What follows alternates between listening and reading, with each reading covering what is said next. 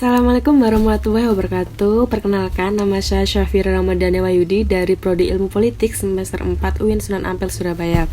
Di sini saya dengan nomor NIM I01218036 membuat video untuk memenuhi tugas UTS mata kuliah parlemen dari Pak Alexander.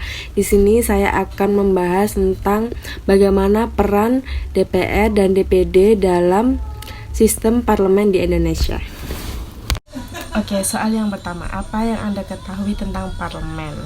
Jadi, parlemen adalah sebuah badan legislatif, khususnya di negara-negara yang pemerintahannya itu berdasarkan sistem.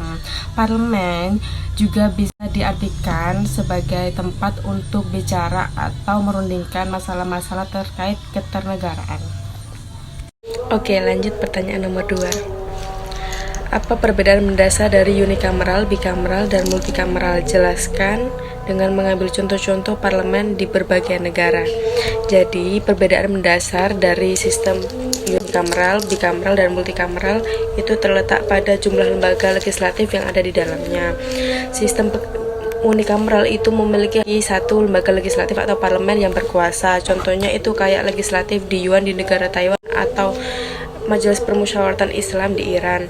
Terus sistem bikameral memiliki dua lembaga legislatif atau parlemen yang berkuasa seperti di Britania Raya yang memiliki dua lembaga legislatif yaitu House of Lords dan House of Commons. Dan di Indonesia juga ada dua lembaga legislatif yaitu terdiri dari DPR dan DPD.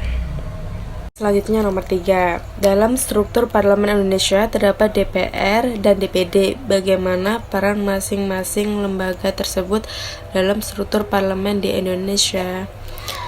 Jadi jawabannya, dalam struktur parlemen di Indonesia, DPR berperan sebagai representator atas seluruh aspirasi dari rakyat Indonesia.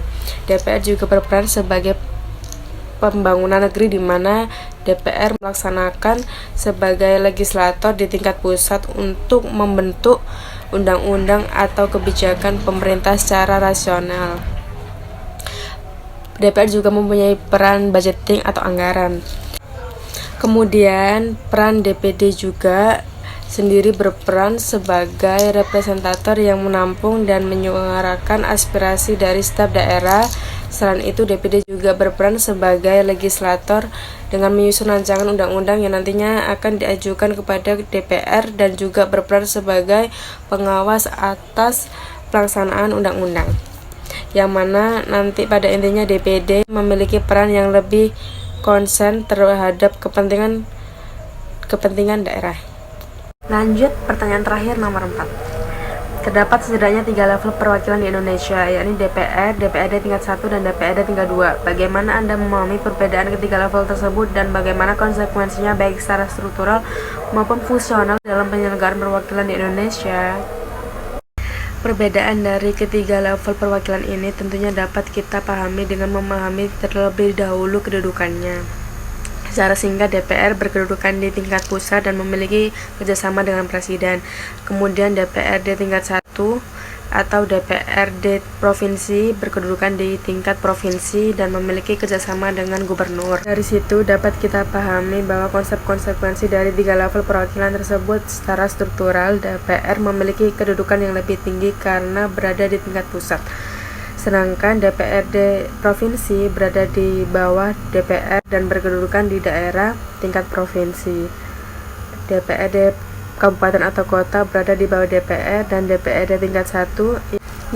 Sekian dari video saya. Wabillahi taufik wal hidayah. Maaf kalau ada salah kata secara sengaja atau tidak disengaja, karena juga masih belajar. Ya. Wassalamualaikum warahmatullahi wabarakatuh.